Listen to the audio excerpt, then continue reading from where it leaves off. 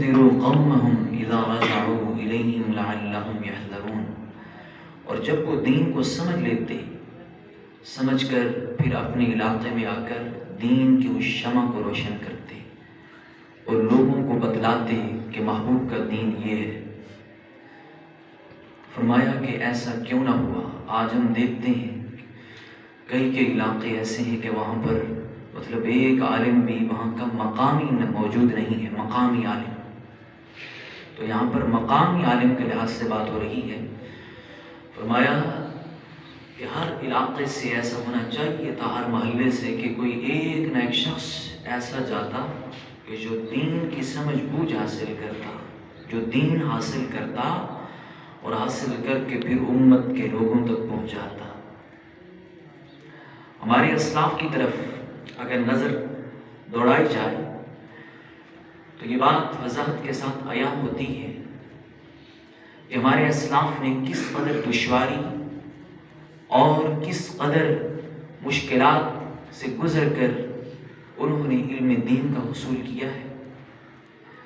میں ایک جھلک احباب کے سامنے اپنے اسلاف کی پیش کرنا چاہتا ہوں۔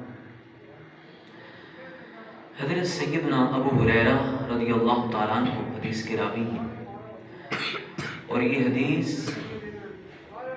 بڑے بڑے محدثین نے اپنی اپنی کتابوں میں بیان فرمائی ہے۔ حضرت ابو ایوب انصاری رضی اللہ تعالیٰ عنہ جلیل القدر صحابی ہیں۔ آپ کے حوالے سے آتا ہے کہ حضرت ابو ایوب انصاری رضی اللہ تعالیٰ عنہ نے حضور علیہ السلام سے ایک حدیث سنی، اور اس وقت دو ہی صحابہ محبوب کے پاس موجود تھے، ایک حضرت ابو ایوب انصاری اور ایک حضرت عقبہ بن عامر رضی اللہ تعالیٰ عنہ۔ یہ دو اصحاب محبوب علیہ السلام کی پاک بارگاہ میں موجود تھے۔ تو محبوب علیہ السلام نے ایک حدیث بیان فرمائی، اور پہلے وہ حدیث بھی سن لیجئے۔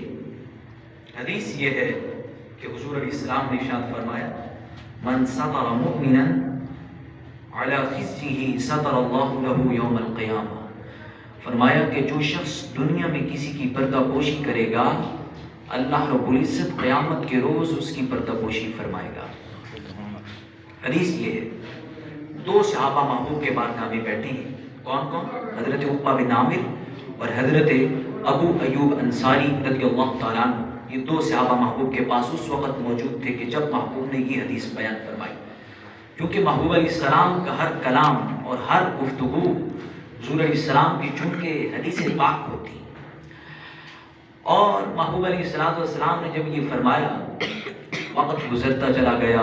حضرت ابو ایوب انصاری رضی اللہ تعالیٰ عنہ اس یعنی کہ سیدنا حضرت عثمان غنی رضی اللہ تعالیٰ عنہ کے دور میں ان کا انتقال ہو رہا ہے، حضرت ابو ایوب انصاری رضی اللہ تعالیٰ عنہ کا۔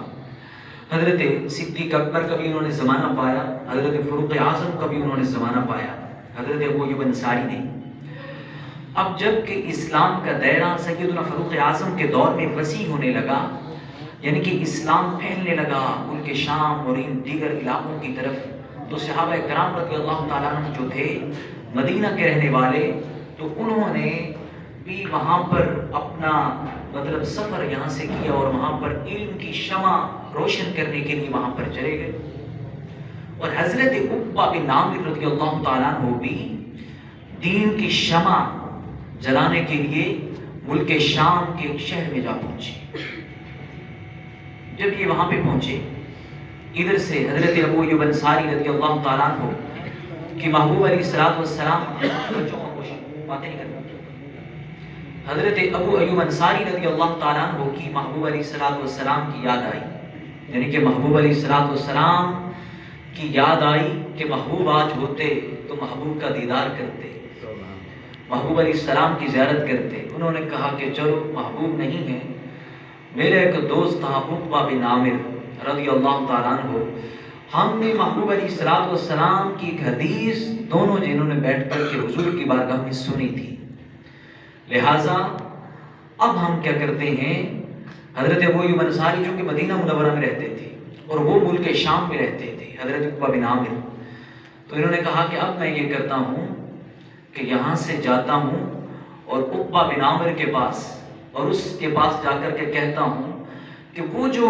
ایک مجلس میں ہم محبوب کے پاس بیٹھے تھے، ہم دو ہی تھے، تیسرا محبوب علیہ السلام کی ذات پاک تھی اور چوتھا بندہ ہی کوئی نہیں وہاں پر.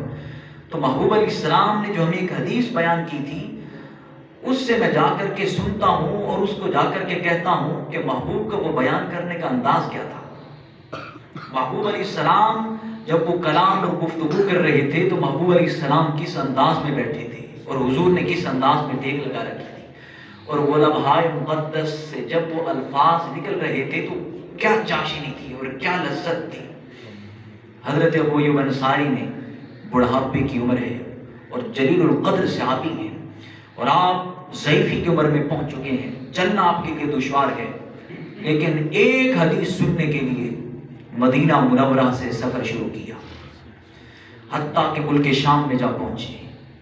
1 مہینے کی مسافت طے کرنے کے بعد وہاں جا پہنچے، اور وہاں جانے کے بعد وہاں کے گورنر ایک وہ بھی انصاری تھے، حضرت مسلمہ بن مخلد رضی اللہ تعالیٰ عنہ.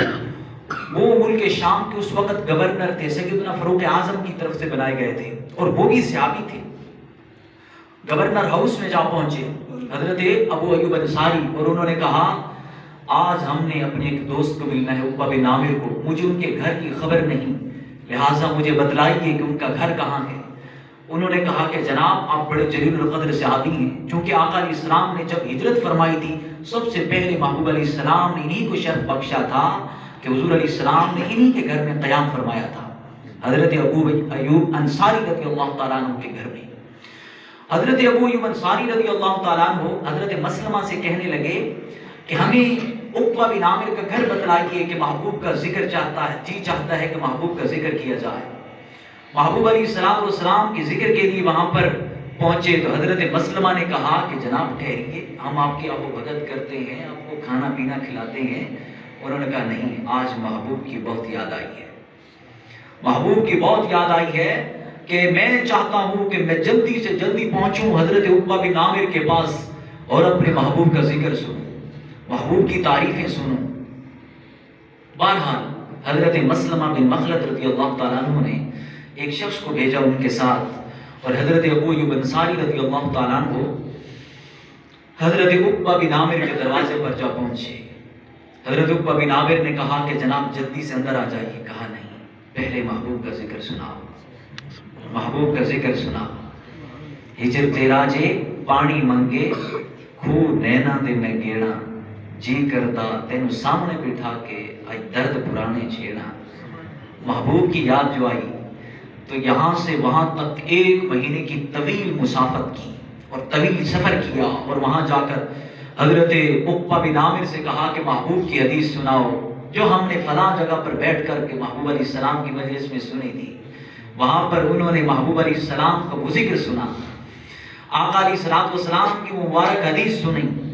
سننے کے بعد حضرت عقبہ بن عامر نے کہا کہ جناب آپ اندر آ جائیے اور ہم آپ کی آب و بھگت کریں گے، آپ کو کھانا پینا کھلائیں گے، لہٰذا اندر آ جائیے. کہا نہیں، بس ہم محبوب کا ذکر سننا چاہتے تھے، آقا علیہ السلام کی ایک حدیث سننا چاہتے تھے. بس جب انہوں نے حدیث سنی تو یہ روایت کے لفظ ہیں ثم انصرف ابو ایوب انصاری الی راحلته فراکبها، آپ اپنے اونٹ پر دوبارہ سوار ہوئے حتیٰ کہ آپ مدینہ منورہ میں جا پہنچے. یعنی کہ 2 مہینوں کی مشقت کے بعد مدینہ منورہ میں آپ پہنچے. 1 مہینہ جاتے ہوئے اور 1 مہینہ واپس آتے ہوئے، اتنی طویل مدت کے بعد اپنے گھر میں آپ پہنچے. یہ تھی ان کے اندر دین کی طلب، اور یہ تھا ان کے اندر دین کا جوش و جذبہ کہ ایک ایک محبوب کی حدیث سننے کے لیے صحابہ نے 2 مہینوں کے سفر کیے گئے، اور بڑھاپے کی عمر میں 2 مہینوں کے سفر کیے گئے. اب اندازہ کریں، دین آج ہمارے پاس تو وسیع انداز میں پہنچ چکا ہے، لیکن باوجود اس کے ہم حاصل کرنے کو تیار ہی کوئی نہیں ہے. کتنے لوگ ہیں کہ جو حاصل کرنا چاہتے ہیں.